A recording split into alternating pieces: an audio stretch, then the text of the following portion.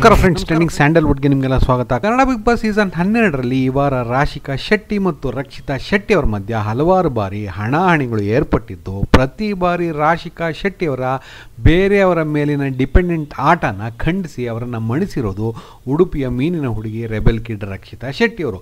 ಈ ವಾರದ ನಾಮಿನೇಷನ್ ಸಮಯದ ಗಲಾಟೆ ಆಗಿರ್ಬೋದು, ಇವತ್ತು ಅಡುಗೆ ಮಾಡೋ ವಿಚಾರದಲ್ಲಿ ಬೇಕು ಅಂತ ಅಡುಗೆ ಮಾಡದೆ ರಕ್ಷಿತಾಗೆ ತೊಂದರೆ ಮಾಡಿರೋ ವಿಚಾರದಲ್ಲಿರ್ಬೋದು, ರಕ್ಷಿತಾ ತಗೋ ಅಂತ ಎಣಿಸ್ ನೋಡ್ಕೊಳ್ಳೋ ಹಾಗೆ ರಾಶಿಕಾಗೆ ವಾಪಸ್ ಕೊಟ್ಟಿದ್ದಾರೆ. ಮೇಲಿನ ಎರಡು ಘಟನೆಗಳಲ್ಲಿ ಮಾತಿನ ಚಕಮಕಿಯಿಂದ ರಾಶಿಕಾನ ರಕ್ಷಿತಾ ಅವರು ಮಟ್ಟ ಹಾಕಿದ್ರೆ, ಈಗ ಡೈರೆಕ್ಟ್ ಕಬಡ್ಡಿ ಅಖಾಡದಲ್ಲೇ ತಮ್ಮ ಎದುರಾಳಿನ ಮಣ್ಣು ಮುಗಿಸಿದ್ದಾರೆ ರಕ್ಷಿತಾ ಶೆಟ್ಟಿ ಅವರು. ಇಲ್ಲೇನೋ ಒಂದು ವಿಚಿತ್ರವಾದ ಕಬಡ್ಡಿ ಪಂದ್ಯ ನಡೀತಾ ಇದೆ. ರಕ್ಷಿತಾ ಶೆಟ್ಟಿ ಮತ್ತು ಜಾನ್ವಿ ಒಂದ್ ಕಡೆ ಆದ್ರೆ, ರಾಶಿಕಾ ಶೆಟ್ಟಿ ಮತ್ತು ಸ್ಪಂದನ ಇನ್ನೊಂದ್ ಕಡೆ.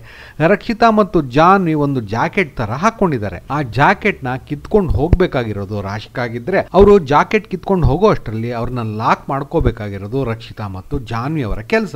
ಇಲ್ಲಿ ರಾಶಿಕಾ ಶೆಟ್ಟಿ ಆಟನ ತುಂಬಾ ಈಸಿಯಾಗಿ ತಗೊಂಡ್ರು ಅಂತ ಅನ್ನಿಸ್ತು. ಜೊತೆಗೆ ರಕ್ಷಿತಾ ಮತ್ತು ಜಾನ್ವಿ ಅವ್ರನ್ನ ಅಂಡರ್ ಎಸ್ಟಿಮೇಟ್ ಮಾಡಿದ್ರು ಅಂತಾನು ಅನ್ನಿಸ್ತು. ಮೊದಲಿಗೆ ರಾಶಿಕಾ ಅವರು ರಕ್ಷಿತಾ ಮತ್ತು ಜಾನ್ವಿ ಇಬ್ರನ್ನು ಅಟ್ಯಾಕ್ ಮಾಡಿದ್ರು. ಇವರ ಅಟ್ಯಾಕ್ ಇಂದ ತಪ್ಪಿಸ್ಕೊಳ್ಳೋಕೆ ರಕ್ಷಿತಾ ಅವರು ಇವರಿಗೆ ಒದ್ರು. ಅದು ಸರಿ ಇಲ್ಲ ಅಂತ ರಾಶಿಕಾ ಟೀಮ್ನವರು ಕಂಪ್ಲೇಂಟ್ ಮಾಡಿದ್ರು.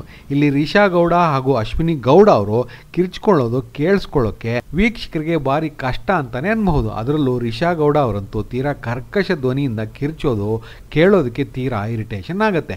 ಇನ್ನು ಆಟ ಮುಂದುವರಿತಾ ರಕ್ಷಿತಾ ಮತ್ತು ಜಾನ್ವಿ ಇಬ್ಬರು ಕೂಡ ರಾಶಿಕಾನ ಅಟ್ಯಾಕ್ ಮಾಡಿ ಅವ್ರನ್ನ ನೆಲದ ಮೇಲೆ ಕೆಡಕೊಂಡು ಲಾಕ್ ಮಾಡಿ ಆಟನ ಗೆದ್ದಿರೋ ಹಾಗೆ ಕಾಣಿಸ್ತಾ ಇದೆ.